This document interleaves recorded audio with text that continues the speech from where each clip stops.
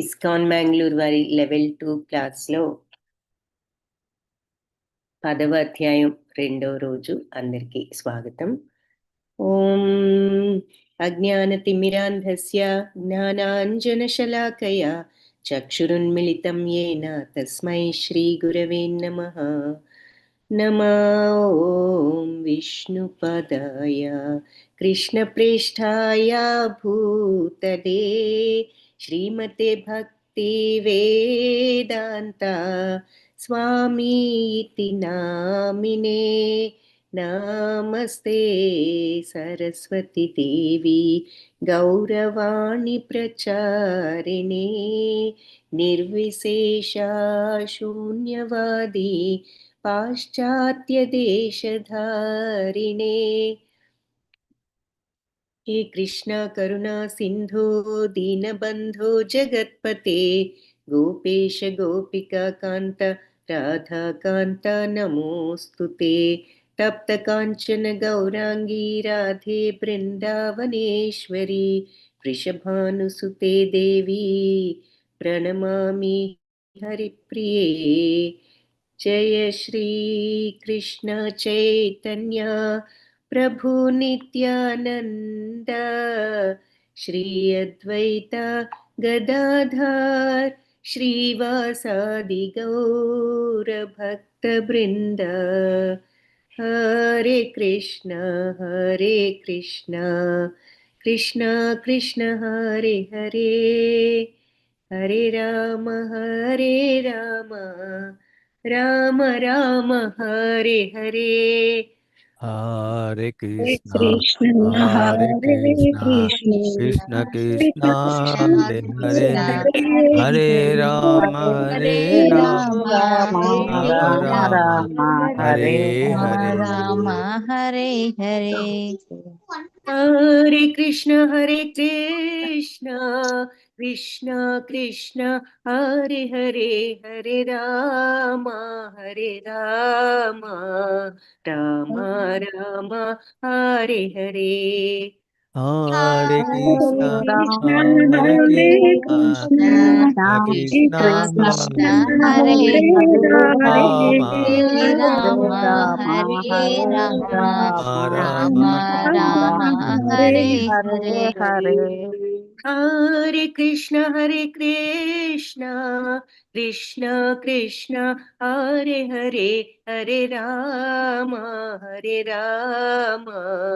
Rama Rama Hare Hare. Hare Krishna, Hare Krishna, Krishna Krishna Hare Hare, Hare Rama, Hare Rama Rama Rama, Hare Hare. Hare Krishna భక్తులందరికీ. So విభూతి యోగంలో మనం ఒక 18-19 శ్లోకాలు చూసాము. శ్రీనివాస సేవిత మాతాజీ వాటి గురించి ఏం పెట్టారంటే, ప్రేమయుత భక్తిలో ఎల్లప్పుడూ ఆసక్తులైన వారికి ఆయనను చేరుకోగల బుద్ధి యోగాన్ని భగవంతుడే అనుగ్రహిస్తారు. గుడ్. అది ఆ 4 ఇంపార్టెంట్ శ్లోకాస్లో 3rd శ్లోక అది. ఆ తర్వాత వారి యందు ప్రత్యేక కరుణ చూపుట కొరకు వారి హృదయంలో నివసిస్తూ జ్ఞానం అనే దీపాన్ని వెలుగుతో వారి అజ్ఞానాన్ని నాశింపజేస్తారు అని చెప్పడం. అర్జునుడు ఎలా వెరీ గుడ్. అదేమో 4th శ్లోక. తేషామేవానుకంపార్థం అహం అజ్ఞానజం తమః నాశయామి ఆత్మభావస్తో జ్ఞానదీపేన భాస్వత. సో వాళ్ళ ఆత్మ హృదయంలో ఉండి ఆ జ్ఞానదీపాన్ని వెలిగిస్తాను, అజ్ఞానం అనే చీకటిని నశింపజేసి వాళ్ళ మీద తేషాం ఏవ అనుకంపార్థం, వాళ్ళ మీదే నేను అనుకంపార్థం అత్యంత కరుణతో నేను ఇది చేస్తాను అని చెప్పారు. Very good. అర్జునుడు మరి ఎలా స్తుతించాలి అని అడిగాడు. Very good. కాబట్టి సర్వ జగత్తుకు దేవాది దేవుడు మరి పరంధామ పవిత్రమ అని స్తుతించాడు కదా. పవిత్రం పరమం భవాన్ అన్నాడు. సో అలా శాశ్వతుడు, మరి పుట్టుక లేనివాడు, అజుడు, ఈ విధంగా అసితుడు, దేవళ్ళుడు, వ్యాసుడు లాంటి మహర్షులు కూడా నిన్ను గురించి ఇంతకు ముందే ఈ సత్యం తెలిపారు. ఇప్పుడు స్వయం చైవ బ్రవీషిమి అంటాడంటే నువ్వే స్వయంగా నాకు ఇప్పుడు చెప్తున్నావు ఈ విషయాన్ని తెలియజేశావు. సత్యం అని అంగీకరిస్తున్నాను. నువ్వు చెప్పినంత నాకు కరెక్టే, నేను అంగీకరిస్తున్నాను దేవాది దేవ.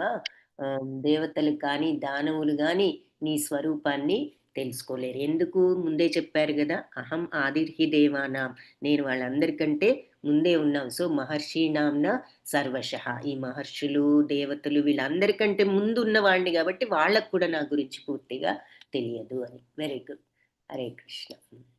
సత్య ప్రభుజీ, భగవంతుడు ఇలా చెప్తున్నారు, దేవతలకు కానీ మహర్షులకు కానీ మూల స్థానం తెలియదు, దేవతలకు మహర్షులకు మూల ఉత్పత్తి స్థానాన్ని నేనే. Very good. అది ఫస్ట్ పాయింట్. సెకండ్, బుద్ధి కుశలత, జ్ఞానము, ఆలోచనలు స్పష్టత, క్షమాగుణం, నిజాయితీ, మనస్సు, ఇంద్రియ నిగ్రహణ, సుఖ దుఃఖాలు, జనన మరణాలు, భయం, ధైర్యం, అహింస, సమత్వ బుద్ధి, తృప్తి, తపస్సు, దానము, కీర్తి, అపకీర్తి, అన్ని మనుష్యుల్లో ఉండే ఈ వివిధ గుణాల్లోని వైవిధ్యాలు అన్నీ కూడా నా నుండే జనించాయి. Very good. 3, సప్త ఋషులు, వారి పూర్వం ఉన్న 4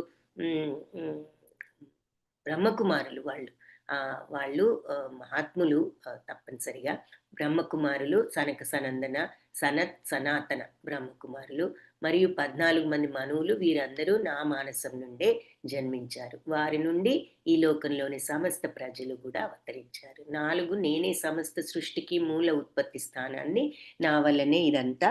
మత్తా సర్వం ప్రవర్తతే, అంటే నా వల్లే అన్నీ కూడా నడుస్తున్నాయి.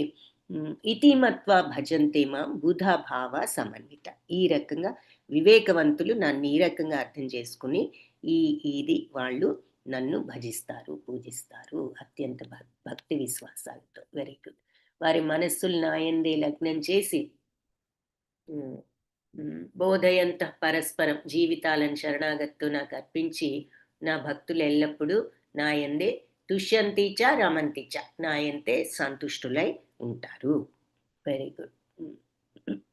ఈ 4 శ్లోకాలు అన్నమాట అవి. సో ఒకరి గురించి ఒకరు చెప్పుకుంటూ, మరి కథయంతశ్చ మాం నిత్యం తుష్యంతి చ రమంతి చ, మచ్చిత్తా మద్గత ప్రాణ బోధయంతః పరస్పరం కథయంతశ్చ మాం నిత్యం తుష్యంతి చ రమంతి చ. సో మచ్చిత్త మద్గత ప్రాణ, నా మీద మనస్సు నుంచి జీవితాలను నాకు శరణాగతితో అంకితం చేసి, బోధయంత పరస్పరం, ఒక్కొక్కరు నా గురించి చెప్పుకుంటూ, మరి కథయంతశ్చ మాం నిత్యం, నా కథలు లీలలు వైభవాలు చర్చించుకుంటూ, తుష్యంతి చ రమంతి చ, తృప్తిని ఆనందాన్ని అనుభవిస్తారు. Very good.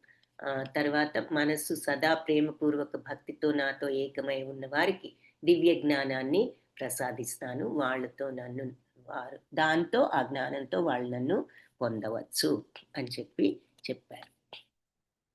Very good. So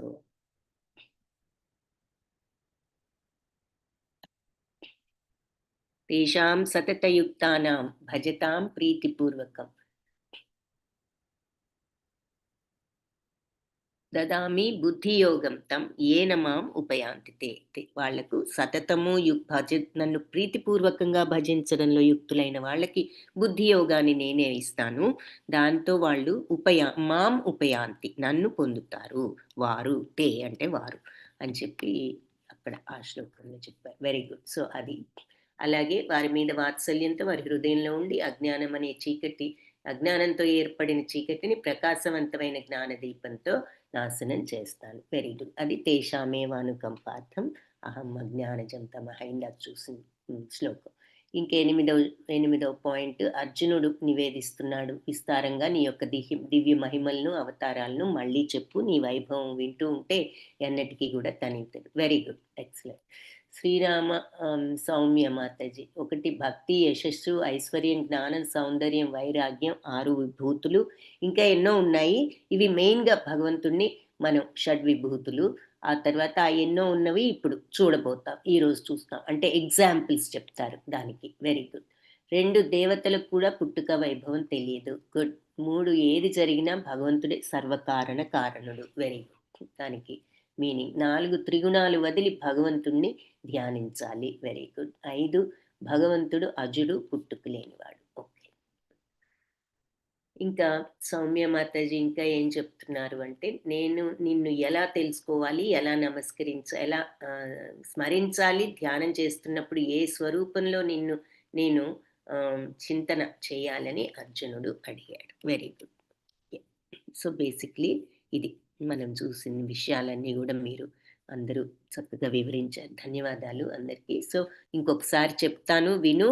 ఇప్పుడు నీకు చెప్పిన జ్ఞానం నా గురించి ఇలా దేవతలకు మహర్షులకు కూడా తెలియదు. ఎందుకంటే నేను వాళ్ళకంటే ముందు ఉన్నవాడిని, అందరికంటే ముందు ఉన్నవాడిని కాబట్టి జన్మరహితుణ్ణి, అనాదిని అని తెలుసుకున్న వాళ్ళు మోహానికి గురికారు. పాప విముక్తి వాళ్లకు వస్తుంది. సప్త ఋషులు, సనక సనందన మహర్షులు 4, 14 మంది మనువులు నా మానసు నుండే జన్మించారు. ఆ తర్వాత వివిధ లోకాల్లో సమస్త ప్రజలు వాళ్ళ నుండి జన్మించారు. నా మహిమలు, దివ్య శక్తులు యథార్థంగా తెలిసిన వాళ్ళు నిశ్చల భక్తి యోగం ద్వారా నాతో ఏకమవుతారు. ఈ విషయంలో ఎలాంటి సందేహము లేదు.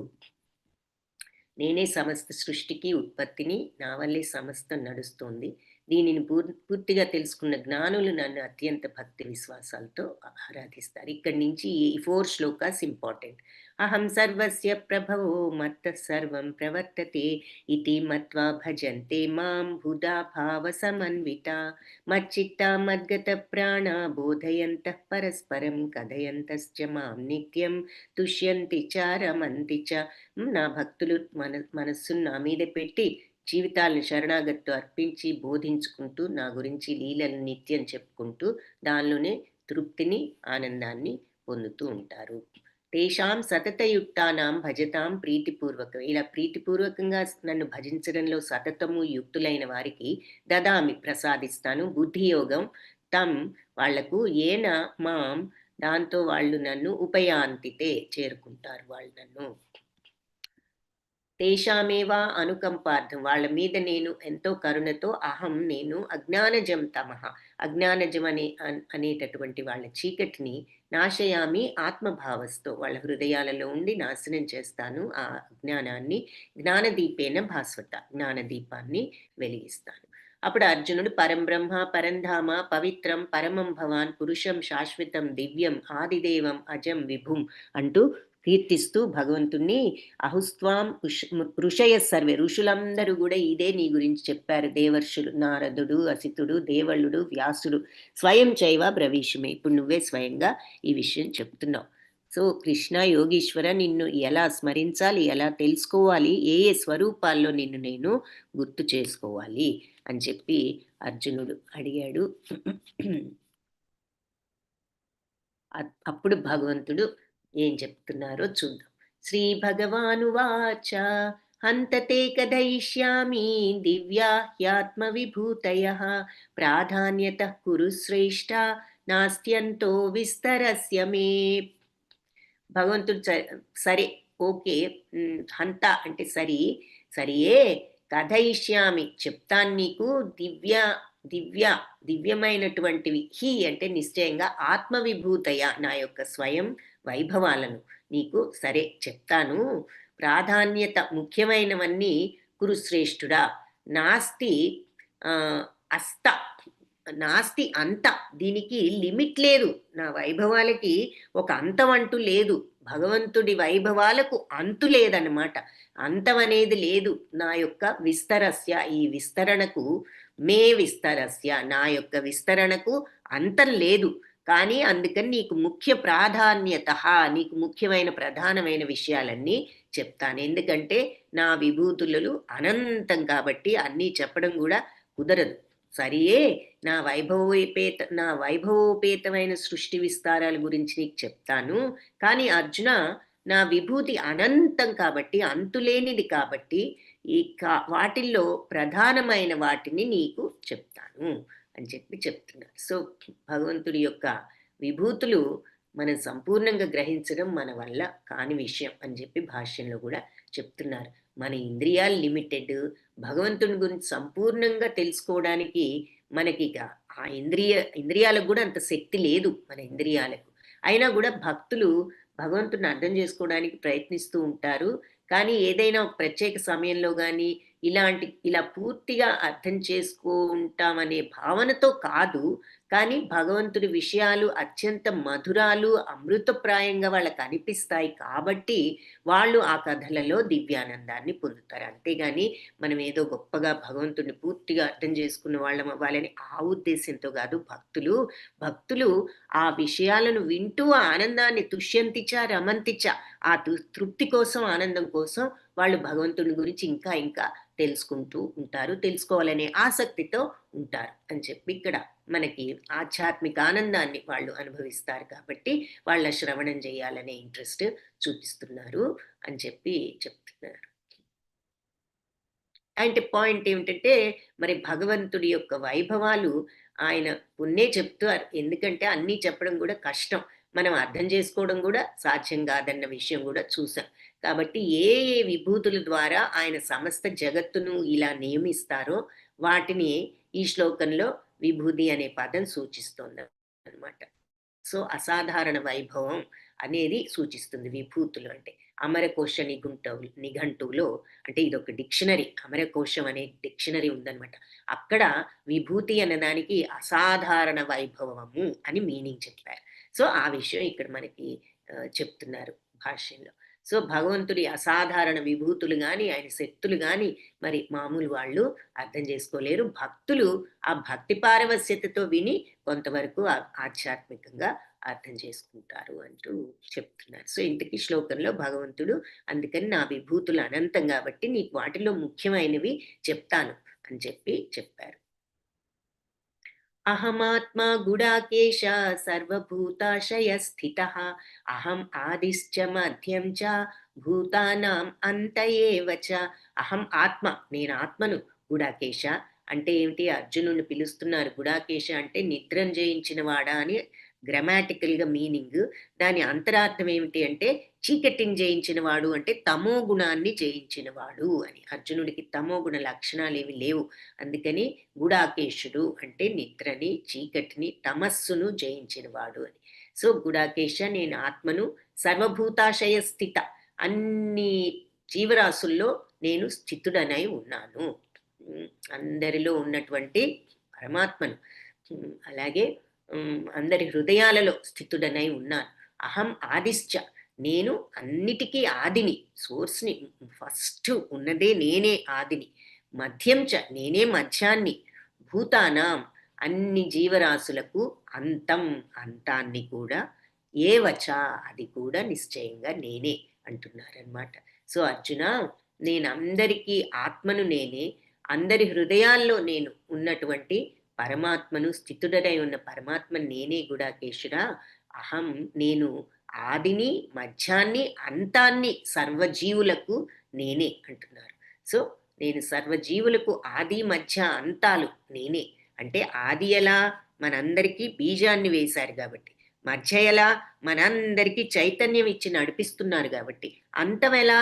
చివరికి లయం చేసేది కూడా భగవంతుడే కాబట్టి. ఆది, మధ్య, అంతాలు నేనే సర్వజీవులకు.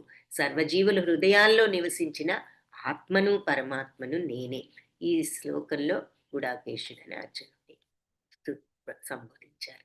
ఆదిత్యానాం అహం విష్ణు జ్యోతిషాం రవిరంశుమాన్ మరీచిర్మరుతాం అస్మి నక్షత్రాణం అహం శశి. ఇక్కడి నుంచి క్లియర్గా ఎగ్జాంపుల్స్ అన్నమాట. ఇక్కడ కూడా మనకి విషయాన్ని చెప్పారు. నేను అందరిలో ఉన్న ఆ పరమాత్మను, సర్వజీవులే ఆది, మధ్య, అంతాలు నేనే అని చెప్పి ఇప్పుడు ఈ 21st శ్లోకా నుంచి ఆదిత్యానాం అహం విష్ణు, ఆదిత్యులలో నేను విష్ణువును. జ్యోతిషాం రవిరంశు, జ్యోతిషాం అంటే తేజస్సులలో రవి అంశుమాన్ అంటే ప్రకాశవంతమైన సూర్యుడిని. తేజస్సు ఉన్న వాటిల్లో సూర్యుడిని మించిన వాళ్ళు లేరు. అందుకని తేజస్సులలో నేను సూర్యుడు వంటి వాడిని. మరీచిర్ మరుతాం అస్మి, మరుత్తులలో నేను మరీచి అనేటటువంటి వాయువును అస్మి అయి ఉన్నాను. నక్షత్రాణం అహం శశి, నక్షత్రాలలో నేను శశి చంద్రుడను. ఆదిత్యులు 12 మంది ఉన్నారు, వాళ్ళలో శ్రీకృష్ణుడు ప్రధానుడు. ఆకాశంలో ప్రకాశించే వాళ్ళలో సూర్యుడు ముఖ్యమైన వాడు. అతడు దేవదేవుణ్ణి సముజ్వల నేత్రంగా బ్రహ్మ సంహితంలో కూడా అంగీకరించారు, భగవంతుడి నేత్రంగా అంటున్నారు. ఆకాశంలో 50 రకాల వాయువులు వీస్తూ ఉంటాయి, వాటికి అధిష్టాన దేవత మరీచి అనేటటువంటి వాడు. ఆయన మరి ఆ మరీచిని నేనే అంటున్నారు అనమాట. ఆదిత్యానం అహం విష్ణు, సో ఆ విష్ణువును నేనే అంటున్నారు.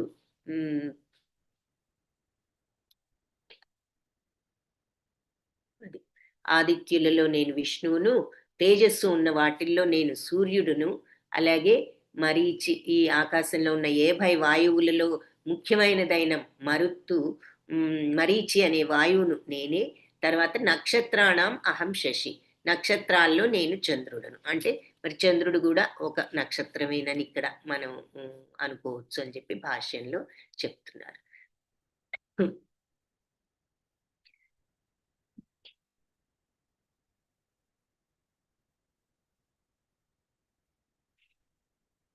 ఆకాశంలో మెరిసే నక్షత్రాలు కూడా మరి సూర్యుడి కాంతిని కదా రిఫ్లెక్ట్ అయ్యి వాటి మీద పడతాయని మనం సైన్స్ లో కూడా చదువుతాం. అలాగే సూర్యకాంతి ప్రతిబింబించడం ద్వారా చంద్రుడు కూడా వెలుగుతాడు, నక్షత్రాలు కూడా వెలుతుర్ని ప్రసరిస్తున్నాయి. చంద్రుడు నక్షత్రాల్లో ఒకడని భగవద్గీత ఇక్కడ చెప్తోంది. ఆకాశంలో మెరిసే నక్షత్రాలు చంద్రుణ్ణి పోలినవే కానీ సూర్యుడిని పోలినవి కావు అని అంటున్నారు. బట్ ఇక్కడ శ్లోకంలో చెప్పిన విషయం ఏమిటంటే ఆదిత్యుల్లో విష్ణువుని, తేజస్సుల్లో సూర్యుడిని, మరుత్తులలో మరీచి అనే వాయువును, నక్షత్రాల్లో నేను చంద్రుడను. వేదానాం సామవేదోస్మి దేవానాం అస్మి వాసవః ఇంద్రియాణం మనశ్చాస్మి భూతానాం అస్మి చేతన. వేదాలలో నేను సామవేదాన్ని, సో దేవతలలో నేను వాసవ అంటే స్వర్గరాజైన ఇంద్రుడిని, ఇక్కడ ఐరావతం మీద ఇంద్రుడిని చూపిస్తున్నారు. ఇంద్రియాణం మనశ్చాస్మి, ఇంద్రియాలలో నేను మనస్సును. ఇంద్రియాలు 5, మనస్సు అందులో లేదు, కానీ ఇంద్రియాలకి వెరీ క్లోజ్ కాంటాక్ట్ ఉండేది మనస్సు కాబట్టి మనస్సును కూడా ఒక ఇంద్రియంగా చెప్తూ ఉంటారు. ఎందుకంటే ఇంద్రియాల యొక్క ప్రభావం మనస్సు మీద ఉండబట్టే మనం ఇంద్రియాలకు అంత ఇంపార్టెన్స్ ఇస్తున్నాం.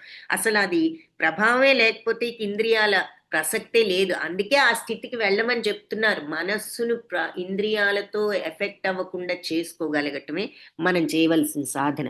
కానీ జనరల్గా ఈ భౌతిక తత్వంలో ఇవన్నీ కలిసి పనిచేస్తూ ఉంటాయి కాబట్టి మనస్సును కూడా ఒక ఇంద్రియంగా చెప్తున్నారు. సో మైండ్ని కంట్రోల్ చేసుకున్నప్పుడు మనం ఇంద్రియాలను క్వైట్ చేసేయచ్చు. అందుకని ఇంద్రియాలలో నేను మనస్సును, జీవులలో నేను భూతానాం అస్మి, భూతాలంటే జీవరాశులన్నిట్లో అస్మి నేను అయి ఉన్నాను. ఏమిటి? చేతనాన్ని అంటే చైతన్యాన్ని నేనే, జీవులందరిలో ఉన్న చైతన్యాన్ని, ఆ ప్రాణాన్ని నేనే అంటున్నారు. సో అది ఇక్కడ చెప్తున్నారు. వేదాల్లో సామవేదం, దేవతల్లో ఇంద్రుడును, ఇంద్రియాల్లో మనస్సును, జీవులందరిలో ఉన్న చైతన్యాన్ని.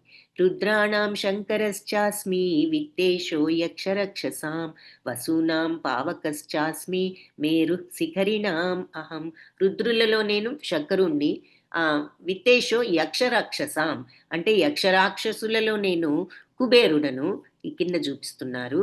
వసూనాం పావకశ్చాస్మి, వసువులలో నేను అగ్నిని, మేరు శిఖరిణాం అహం, శిఖరాలలో నేను మేరు పర్వతాన్ని. సో ఈ మేరు పర్వతం అనేది చాలా పెద్దది, ఎత్తుది.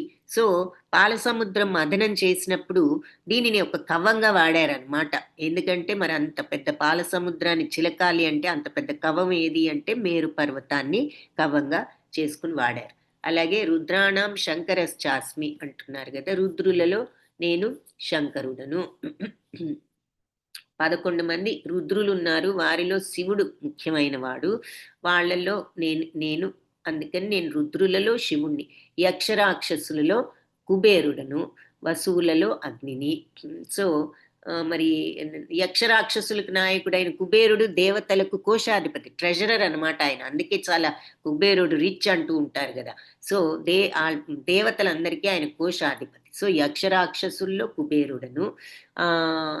తర్వాత సమృద్ధి అయిన ప్రకృతి సంపదలకు మేరు పర్వతం. సో మేరు వసువులలో అగ్ని, ఆ తర్వాత మేరు పర్వతాన్ని మనం కవ్వంగా కూడా అప్పుడు పాల సముద్ర మథనంలో వాడారు. పురోధసాం చ ముఖ్యం మాం విద్ధి పార్థ బృహస్పతిం సేనానీనాం అహం స్కందః సరసాం అస్మి సాగరః. సో పురోహితులలో నేను ముఖ్యుడును. ఆ, ఉమ్, ఆ, ముఖ్యుడైనటువంటి వాడు ఆ, బృహస్పతి, అంటే దేవతలకు గురువు అనమాట ఆయన. సో నేను పురోహితులలో ముఖ్యుడైన వాడైన బృహస్పతిని, అలాగే సేనానీనాం అహం సేనాపతులలో నేను స్కందుడను, అంటే కార్తికేయుడు సుబ్రహ్మణ్య స్వామి, ఆయన దేవతలందరికీ సేనాధిపతి కాబట్టి సేనాపతుల్లో స్కందుడను. సరసాం అస్మి, సరస్సులలో నేను అయి ఉన్నాను. దేన్ని? సాగరాన్ని, అంటే సముద్రాన్ని. ఎందుకు? నీటి జలాశయాలన్నిట్లోకి సముద్రమే కదా పెద్దది, అందుకని సరస్సులన్నిట్లో నేను సముద్రాన్ని, సాగరాన్ని అంటున్నారు. సో పురోహితుల్లో ముఖ్యుడైన బృహస్పతిని, సేనాధిపతులలో మరి కార్తికేయుడును. సో పురోహితులలో ముఖ్యుడు బృహస్పతి, ఇక్కడ దేవతల గురువు. అలాగే సేనాపతుల్లో దేవతల సేనాపతి అయిన సుబ్రహ్మణ్యేశ్వరుడు కార్తికేయుడు. అలాగే మరి సరస్సులన్నిట్లోనూ నేను సముద్రాన్ని అని చెప్తున్నాను. మహర్షీణాం అహం భృగురహం గిరామస్మ్యేకమక్షరం యజ్ఞానాం జపయజ్ఞోస్మి స్థావరాణాం హిమాలయ. మహర్షులలో నేను భృగు మహర్షిని. గిరామస్మే ఏకం అక్షరం. నేను ఈ దివ్యధ్వనుల్లో నేను ఏకాక్షరమైన ఓంకారాన్ని. సో అది అన్నిట్లోకి ఓంకారం మరి ప్రణవనాదం కాబట్టి ఓంకారాన్ని ఆ దివ్యధ్వనుల్లో. యజ్ఞానాం జపయజ్ఞోస్మి, యజ్ఞాలన్నిట్లోకి జపయజ్ఞం గొప్పది అంటారు కాబట్టి ఆ యజ్ఞాలలో నేను జపయజ్ఞాన్ని. స్థావరాలంటే కదలనివి. స్థావరాణం హిమాలయ, కదలని వాటిల్లో నేను హిమాలయాలను. హిమాలయాల లాంటి ఘనమైనటువంటి ఇంకేది కూడా లేవు కాబట్టి కదలని వాటిల్లో నేను హిమాలయాలను. సో మహర్షులలో భృగు మహర్షిని, దివ్యధ్వనులలో ఓంకారాన్ని, యజ్ఞాలలో నేను జపయజ్ఞాన్ని, స్థావరాలు కదలని వాటిల్లో నేను హిమాలయాన్ని అని ఈ శ్లోకంలో చెప్పారు ఎగ్జాంపుల్స్. సో ఇక్కడ విశ్వంలో మరి బ్రహ్మదేవుడు వివిధ జీవజాతుల కోసం కొంతమందిని సృష్టించారు, రకరకాల జీవుల కోసం. అలాంటి పుత్రులలో భృగు మహర్షి శక్తివంతుడైన ఋషి అన్నమాట, బ్రహ్మదేవుడు సృష్టించిన వాళ్ళలో. సో అందుకని నేను మహర్షులలో భృగు మహర్షిని. అలాగే దివ్యధ్వనుల్లో ఓంకారం. మరి అన్ని యజ్ఞాల్లో జపయజ్ఞం, అందుకని హరే కృష్ణ హరే కృష్ణ కృష్ణ కృష్ణ హరే హరే హరే రామ రామ రామ హరే హరే అనే యజ్ఞం శ్రీకృష్ణుడికి ప్రార్థించమే అంటున్నారు. ఆ తర్వాత స్థావరాలలో హిమాలయం, ఘన పర్వతాలు కాబట్టి అవి భగవంతుడికి సంకేతాలు. అశ్వత్థ సర్వవృక్షాణాం దేవర్షీణాం చ నారదః గంధర్వాణాం చిత్రరథః సిద్ధానాం కపిలో ముని. సర్వవృక్షాల్లో నేను అశ్వత్థ వృక్షాన్ని, అంటే రావి చెట్టును. మరి రావి చెట్టును మనం ఎంతగానో పూజిస్తూ ఉంటాం కదా, అందుకని అశ్వత్థ వృక్షం అని కూడా దాన్ని అంటారు. సో వృక్షాలలో నేను రావి చెట్టును. దేవర్షినాం చ నారద, మరియు దేవర్షులలో నేను నారదుడను. గంధర్వాణం చిత్రరథ, గంధర్వులలో నేను చిత్రరథుడని. ఈ గంధర్వులందరూ కూడా మంచి గాయకులు, వీళ్ళలో కూడా చిత్రరథుడు అనే గంధర్వుడు ఇంకా గొప్ప అన్నమాట. అందుకని గంధర్వులలో చిత్రరథుడను. సిద్ధానాం సిద్ధులలో కపిల మునిని. సో కపిలదేవుడు మరి ఆయన భగవంతుడి యొక్క అవతారమే కాబట్టి సిద్ధులలో నేను కపిల మునిని అని చెప్తున్నారు. సో దేవహూతి తనయుడైన ఈ కపిల దేవుడు, ఈయన భగవంతుడు అవతారమే, స్వయంగా ఆయన అవతారాల్లో ఒకటి కాబట్టి ఆయన చెప్పిన వేదాంతం తన తల్లికి మన భగవద్గీతలో విషయాలు లాగానే ఉంటుంది, అదే వేదాంతం భాగవతంలో వస్తుంది. ఇదంతా సిద్ధులలో దేవహూతి తనయుడైన కపిలుడు భగవంతుడి ప్రతినిధి, శ్రీకృష్ణుడి అవతారమైన ఆయన చెప్పిన తత్వం భాగవతంలో వివరించారు అని చెప్పి ఇక్కడ కూడా చెప్తున్నారు. సో అది సిద్ధులలో నేను కపిల మునిని, దేవర్షులలో నారదుడను, వృక్షాలలో రావి చెట్టును, గంధర్వులలో చిత్రరథుడను. ఉచ్చైశ్రవ సమశ్వానాం విద్ధి మాం అమృతోద్భవం ఐరావతం గజేంద్రాణం నరాణాం చ నరాధిపం. అశ్వాలలో నేను ఉచ్చైశ్రవాన్ని, ఈ 4 తలలున్న ఏ గుర్రం కనిపిస్తుంది అది అశ్వాలలో నేను, దాని పేరు ఉచ్చైశ్రవం. అంటే అది విద్ధి మాం అమృతోద్భవం, తెలుసుకో అది అమృతం నుంచి పుట్టినటువంటి ఉచ్చైశ్రవాన్ని నేను అశ్వాలలో. ఎందుకు అమృతం నుంచి పుట్టింది అని అంటున్నారు అంటే, పాల సముద్రం మథనం జరిగినప్పుడు అమృతం కోసం చిలికారు రాక్షసులు దేవతలు ఇద్దరు కలిసి. అయితే మొదట వెంటనే అమృతం రాలేదు, ముందు విషం వచ్చింది. అదంతా ఏం చేయాలో తెలియక అంత గందరగోళం అయితే ఇప్పుడు భగవంతుడు శ్రీ పరమేశ్వరుడు వచ్చి ఆ విషయాన్ని ఆయన గరళంలో పెట్టుకుంటే, ఆ తర్వాత మళ్ళీ చిలకడం ప్రారంభించిన తర్వాత ఇంకా ఎన్నో వస్తువులు వచ్చాయి. ఆ తర్వాతే చివరికి అమృతం వస్తుంది. కాబట్టి ఇక్కడ ఉచ్చైశ్రవం కూడా అప్పుడు వచ్చిన గురం అనమాట అందులో నుండి. సో ఆ అమృతం నుంచి ఉద్భవించిన ఉచ్చైశ్రవాన్ని, అశ్వాలలో నేను ఉచ్చైశ్రవాన్ని. అలాగే ఐరావతం కూడా దానిలో నుంచే వచ్చింది. అదే ఇంద్రుడు అప్పుడు తను ఆయన యొక్క వాహనంగా తీసుకుంటాడు. సో ఐరావతం గజేంద్రాణం, గజాలలో నేను ఐరావతాన్ని. నరాణాంచ నరాధిపం, నరులలో నేను నరాలకు అధిపు నరాలలో అధికుడు ఎవడు అంటే మనుష్యులకు అధికుడు ఎవరు అంటే రాజు, కాబట్టి మనుష్యులలో రాజు. అశ్వాలలో అమృతంలో నుంచి ఉద్భవించిన ఉచ్చైశ్రవాన్ని, గజరాజులలో ఐరావతాన్ని, మనుష్యులలో రాజును.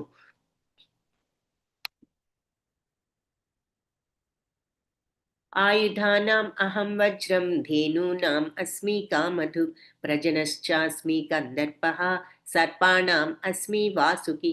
ఆయుధాల్లో అహం వజ్రం, నేను వజ్రాయుధాన్ని. ఇక్కడ చూపిస్తున్నారు వజ్రాయుధం మహా పవర్ఫుల్ ఆయుధం, అది ఇంద్రుడి యొక్క ఆయుధం అన్నమాట.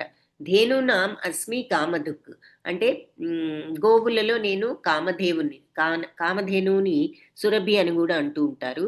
అంటే అవి ఎప్పుడు కూడా పాలిచ్చేటటువంటి గోవులవి, వాటిని కామధేనువు. అలాగే ప్రజనశ్చాస్మి కందర్ప అంటే సంతానోత్పత్తికి కారణమైన మన్మధుడిని నేనే. సర్పాణం అస్మి, సర్పాలలో అయి ఉన్నాను. వాసుకినై ఉన్నాను సర్పాలలో అంటున్నారు.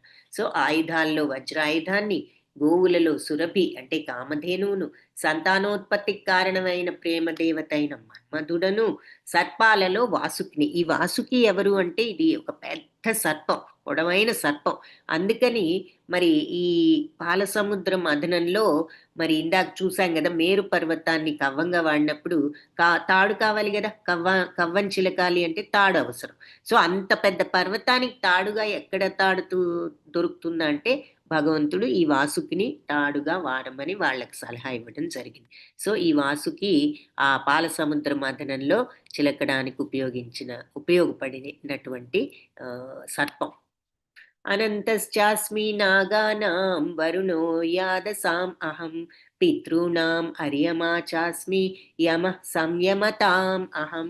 అనంతశ్చాస్మి నాగానాం, నాగులన్నిట్లో అనేక పడగలున్నటువంటి అనంతుడను, అంటే అనంతశేషుడు అని మరి ఆదిశేషుడు పేరు. కాబట్టి నేను అనేక పడగలున్న నాగులలో నేను అనంతుడనంటే ఆదిశేషును. ఈ ఆదసాం అహం. అలాగే పితॄణాం వరుణో యాదసాం అహం అంటే జలవాసులలో నేను వరుణదేవుని. ఇక్కడ ఆదిశేషుని చూపిస్తున్నారు పైన. అలాగే జలవాసులలో నేను వరుణ దేవతను ఇక్కడ చూపిస్తున్నారు కింద. అలాగే పితॄణాం అర్యమాచాస్మి, పితృదేవతలలో నేను అర్యముడను, పితృదేవతల అర్యముడని ఇక్కడ చూపిస్తున్నారు. యమ సంయమతాం అహం, నియమాలు అమరపరిచే వాళ్ళల్లో నేను యముడను. ఇక్కడ యమధర్మరాజును చూపిస్తున్నారు. సో యమధర్మరాజు ఎవరు? నియమాలు అమలుపరచడం అంటే రూల్స్ ఎన్ఫోర్స్ చేసేవాళ్ళు. మనకంతే కదా, జడ్జెస్ రూల్స్ అన్ని ఎన్ఫోర్స్ చేస్తారు. ఎవరైనా తప్పులు చేసినప్పుడు వాళ్ళకి ఏ శిక్ష పడాలో ఆ రూల్ ప్రకారం వేస్తారు. వాళ్ళు ఇష్టం వచ్చినట్లు వేరు, రూల్స్ ప్రకారం వేస్తారు. అలాగే యమధర్మరాజు కూడా ధర్మ అధర్మ రూల్స్‌ని బట్టి ఆ శిక్షలు ఆయన అమలుపరుస్తారు. సో, నియమాలు అమలుపరిచే వాళ్ళలో నేను యమధర్మరాజును అని చెప్పి ఇక్కడ చెప్తున్నారు. సో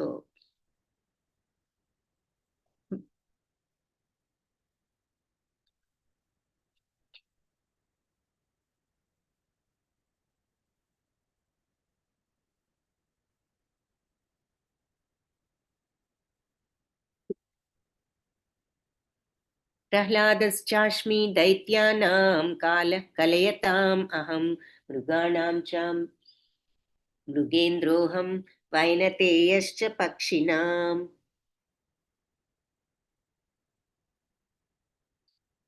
దైత్య దానవుల్లో నేను భక్త ప్రహ్లాదుడు. ప్రహ్లాదశ్చ అస్మి దైత్యానాం. దైత్యులంటే దానవుల్లో నేను ప్రహ్లాదుడని ఇక్కడ చూపిస్తున్నారు భక్త ప్రహ్లాద. ఆయన మరి పుట్టడానికి దానవ కుటుంబంలోనే పుట్టారు. హిరణ్యకశ్యపుడు వంటి రాక్షసుడికి. కానీ ఎంతటి భక్తుడు. కాబట్టి దైత్యులలో నేను ప్రహ్లాదుడును. కలయతాం అహం. అన్నింటినీ కంట్రోల్ చేసేది టైం. టైం ప్రకారం జరుగుతుంది. మనం ఈ టైం డొల్లిపోతుంది. మనం చేసినా చేయకపోయినా టైం మనం అందుకున్న కాలాన్ని మన పనులు మనం చేసుకోగలిగితే మంచిదే. చేసుకోలేనప్పుడు అది మన కోసం ఆగదు. కాబట్టి అన్నిటినీ కంట్రోల్ చేసేది టైమే గాబట్టి, మనం ఆ టైం ప్రకారం వెళ్ళాలి గాబట్టి, అటువంటి కాలాన్ని నేనే. అన్నిటినీ కంట్రోల్ చేసే కాలాన్ని నేను. మృగాణాం చ మృగేంద్రోహం. మృగాలు జంతువులన్నిట్లోకి మృగరాజు సింహాన్ని నేను. మరి జంతురాజు కాబట్టి. వైనతేయశ్చ పక్షిణాం. పక్షులలో నేను గరుత్మంతుడను. ఆయనకు ఉన్న పేరనమాట అది. వైనతేయశ్చ పక్షిణాం. అంటే వైనతేయ అంటే గరుత్మంతుడు. అలాగే పక్షులలో కూడా నేను గరుత్మంతుడను అని అంటున్నారు. సో, అక్కా చెల్లెళ్ళు వాళ్ళు ఎవరు దితి, అదితి అని ఇద్దరు అక్క చెల్లెళ్ళు ఉండేవారు. వాళ్ళు అదితి తనయులందరూ ఆదిత్యులు, దితి తనయులందరూ దైత్యులు అని పిలువబడ్డారు. వాళ్ళలో ఆదిత్యులేమో భగవద్భక్తులయ్యారు, దైత్యులేమో నాస్తికులయ్యారు. అంటే వాళ్ళు దేవతలయ్యారు, వీళ్ళేమో నాస్తికులయ్యారనమాట. అలాంటి దైత్య వంశంలో జన్మించినా గూడా మరి భక్త ప్రహ్లాదుడు గొప్ప భక్తుడై ఉన్నాడు.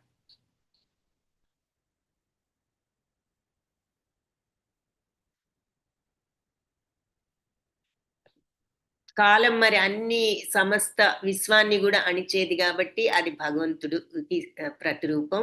అలాగే మృగాలలో సింహము, అలాగే మరి లక్షలాది పక్షి జాతుల్లో విష్ణు వాహనమైన గరుత్మంతుడు అత్యంత ఘనుడు అని అంటున్నారిక్కడ. అది.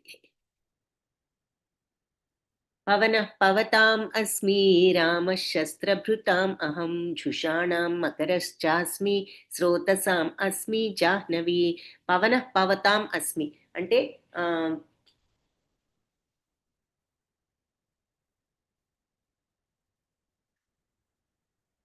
పవిత్రం చేసే వాటిల్లో నేను వాయువును. అంటే వాయువు మరి అన్నీ క్లీన్ చేస్తుంది గదా! మనకి చూడండి ఏదైనా కొంచెం బట్టలు సరిగ్గా ఆరకపోయినా ఒకలాంటి స్మెల్ ఒస్తుందంటే మళ్ళీ గాలిలో పెడితే ఆరబెడితే వాసన బోతుంది అంటూ ఉంటాం. అలాగే ఏదైనా కొంచెం స్మెల్ ఒస్తుందంటే ఆరబెడితే వాసన బోతుందంటూ ఉంటాం. సో, పవిత్రం చేస్తుందనమాట వాయువు ప్రతిదాన్ని. సో, పవిత్రం చేసే వాటిల్లో నేను వాయువును. అలాగే రామ శస్త్రభృతాం అహం. మరి ఫ్రెష్ ఎయిర్ లాగా ఎంత ఆర్టిఫిషియల్‌గా మనం ఎయిర్ కండిషన్స్ పెట్టుకున్నా దీనంత ఫ్రెష్‌నెస్ ఉండదు. అందుకని పవిత్రం చేసే వాటిలో ఇంక వాయువును మించినది లేదు. కాబట్టి అలా పవిత్రం చేసే వాటిల్లో నేను వాయువును. ఆయుధదారుల్లో రామశస్త్రభృతాం అహం. నేను రాముడను. మరి రామ బాణానికి తిరుగులేదు. కాబట్టి ఆయన్ని మించిన వాడు ఆయుధదారుల్లో లేడు. ఆయుధదారులలో శ్రీరాముడిని. జుషాణం మకరశ్చాస్మి. జలచరాలలో మొసలిని. శ్రోతసాం అస్మి జాహ్నవి. శ్రోతసాం అంటే ప్రవహించే వాటిల్లో అయి ఉన్నాను. జాహ్నవి అంటే గంగానది. సో, ప్రవహించే నదులలో నేను గంగానదిని అని చెప్పి చెప్తున్నాను. పవిత్రం చేసే వాటిలో వాయువును, ఆయుధదారుల్లో శ్రీరాముడును, జలచరాల్లో మొసలిని, ప్రవహించే నదులలో గంగానదిని. సమస్త చరాచర సృష్టికి ఉత్పత్తి, ఉనికి, అంతము నేనే.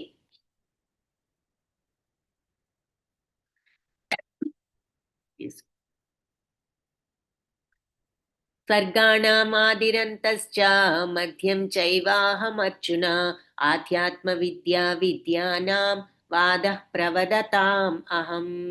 సో సర్వ సృష్టులకు కూడా ఆది మొదలు అంతము కూడా మధ్యము మరియు మధ్యము చా ఏవ అన్నీ కూడా అహం నేనే.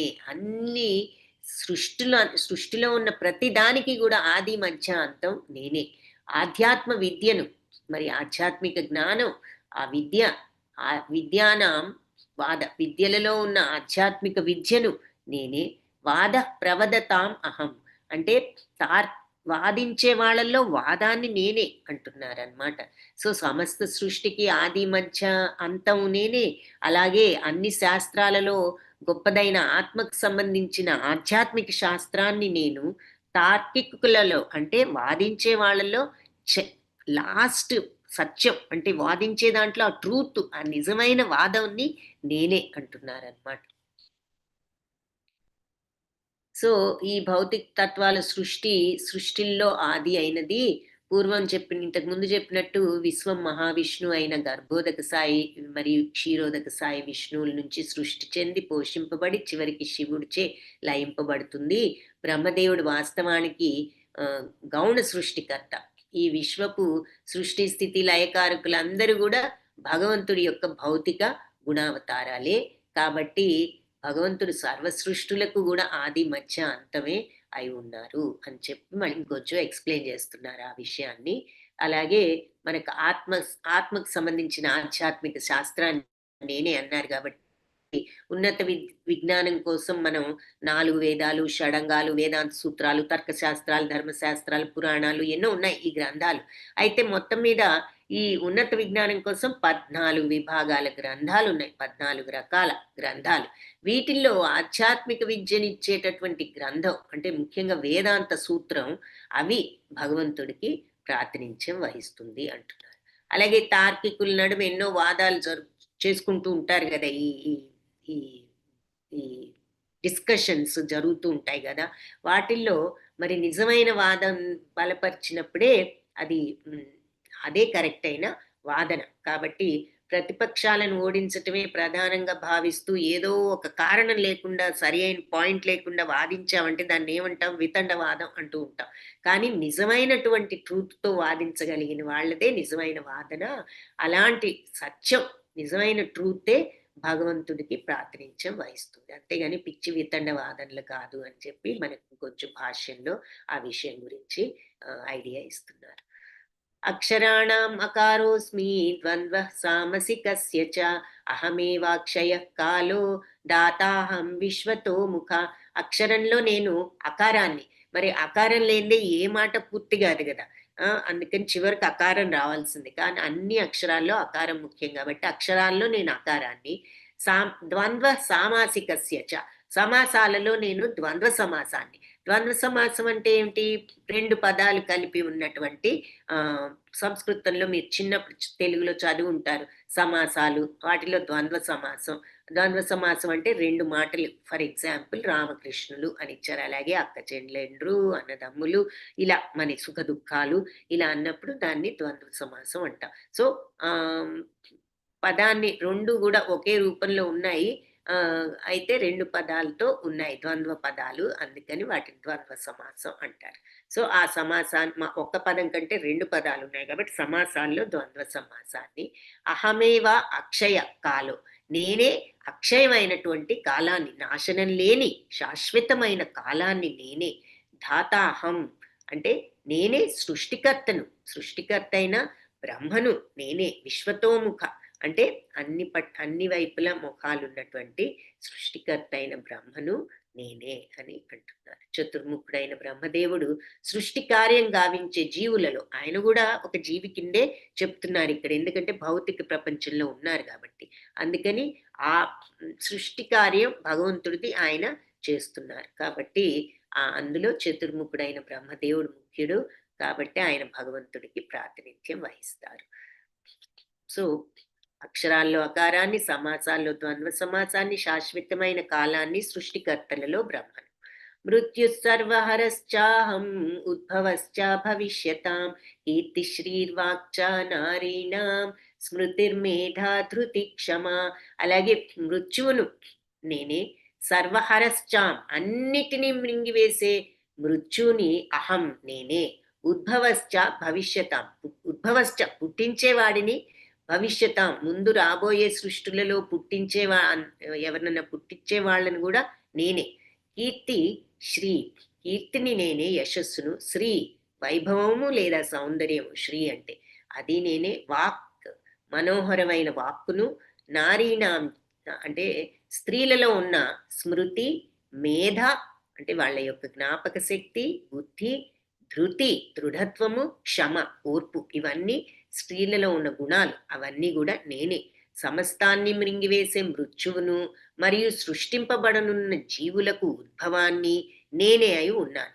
ఇంకా స్త్రీలలో ఉన్న యశస్సు, వైభవము, మనోహరంగా అయినటువంటి వాళ్ళ వాక్కు, జ్ఞాపక శక్తి, బుద్ధి, ధృతి, ఓర్పు. ధృతి అంటే ఆ దృఢత్వం, ఓర్పు, ఇవన్నీ స్త్రీల లక్షణాలు.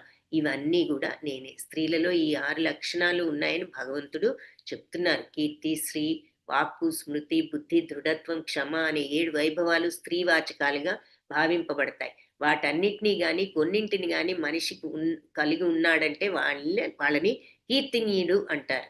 ఎవరైనా ధర్మాత్ముడని ప్రసిద్ధి నొందాడు అంటే కీర్తివంతుడు, వైభవోపేతుడు కాగలడు. ఉదాహరణకి సంస్కృతం పూర్ణమైన భాష కాబట్టి వైభవోపేతం. ఏదైనా విషయాన్ని మనం నేర్చుకున్న తర్వాత మనిషి గనక దాన్ని జ్ఞాపకం ఉంచుకోగలిగితే నేర్చుకున్న విషయాన్ని, అతనికి చక్కటి జ్ఞాపక శక్తి, స్మృతి ఉంది అని అంటాం.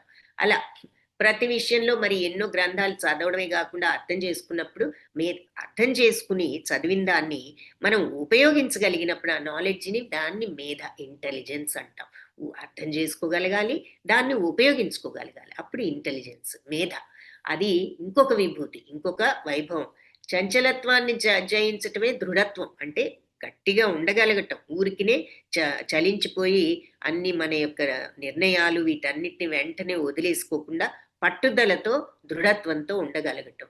మరి పరిపూర్ణ యోగంలో ఉంటూ నమ్రత, మృదు స్వభావం కలిగి సుఖదుఖాల్లో సమత్వం కలిగి ఉన్న మనిషిని ఆ లక్షణం క్షమా గుణాన్ని ఈ రకంగా వర్ణిస్తున్నారనమాట. అంటే నమ్రతగా ఉండడం, మృదు స్వభావంతో ఉండడం, సుఖదుఖాలు ఎలాంటి పరిస్థితుల్లో అయినా సమత్వంతో ఉండడం ఉన్నవాళ్ళు, వాళ్ళని క్షమ. సో ఇవన్నీ స్త్రీలకు ఈ లక్షణాలు ఎక్కువగా ఉంటాయని, స్త్రీలలో ఉండే ఇవన్నీ కూడా నేనే. ఆ తర్వాత సమస్తాన్ని మృంగివేసే మృత్యువును, సృష్టింపబడుతున్న జీవులకు ఉద్భవాన్ని, స్త్రీల యందలి యశస్సును మరి వైభవం, మనోహరమైన వాక్కు, జ్ఞాపక శక్తి, బుద్ధి, ధృతి, ఓర్పు నేనే అని చెప్తున్నారు. సో ఇక్కడితో ఈరోజు క్లాస్ స్టాప్ చేద్దాం. 34 శ్లోకాస్ చూసాము.